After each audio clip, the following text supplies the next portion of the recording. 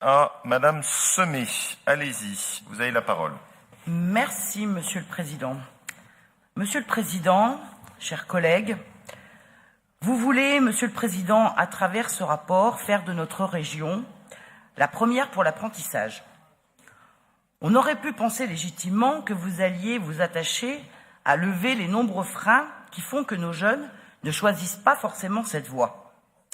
Par exemple, solutionner la problématique de l'hébergement, voire même du double hébergement de certains apprentis, ou encore la très faible rémunération des apprentis, mettant ainsi un grand nombre d'entre eux dans une précarité certaine, ou encore une augmentation inquiétante constatée dans les CFA des ruptures anticipées de contrats d'apprentissage à quelques semaines, voire même parfois à quelques jours de l'examen.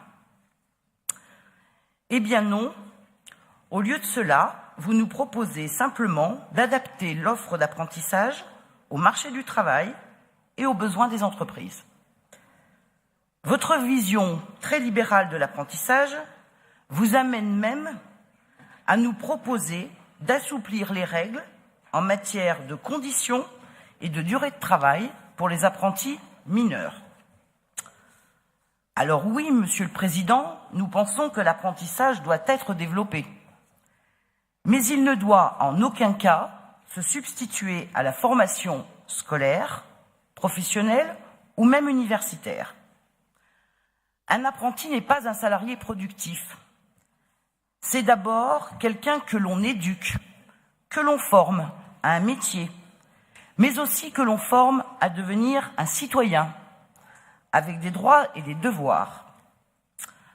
Alors, si notre collectivité avait vraiment voulu développer l'apprentissage, nous aurions peut-être pu travailler à la bonne qualité des formations, à la lutte contre le décrochage des apprentis, à l'égalité homme-femme dans un certain nombre de formations, à la lutte aussi contre les discriminations dès l'entrée dans cette voie de formation, aussi à l'amélioration des conditions de vie et de travail auprès des employeurs, et bien sûr à la complémentarité des voies de formation.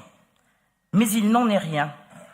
Vous nous proposez aujourd'hui une politique du chiffre, être les meilleurs, les premiers, en tout d'ailleurs, semble être malheureusement les seuls arguments pour motiver vos choix politiques en matière de formation et bien sûr plus particulièrement en matière d'apprentissage, puisque c'est l'objet de ce rapport. Merci, Monsieur le Président. Merci beaucoup, Madame Semé, pour ces suggestions. J'y reviendrai à la fin avec une proposition. Madame Paré. Merci.